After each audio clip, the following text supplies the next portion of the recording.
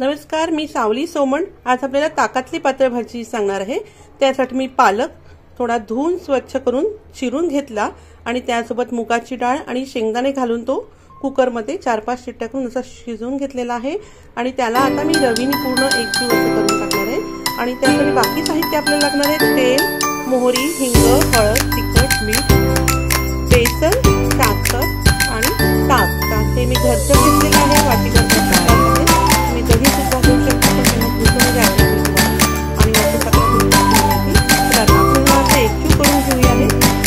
पालक मी एकजीव करून घेतलेला आहे। आता एक थोडं बेसन घालते आहे।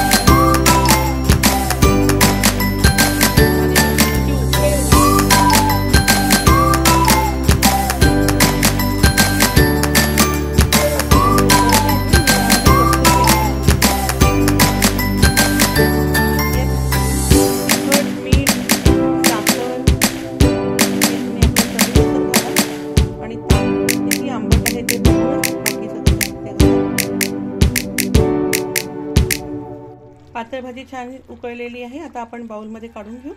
आता ही पातळ भाजी तुम्ही पोळी, भाकरी, भातासोबत कशासोबत खाऊ शकता। पातळ भाजी करून बघा आणि तुमच्या घरच्यांना आवडले की नाही हे मला कमेंट मध्ये जरूर कळवा।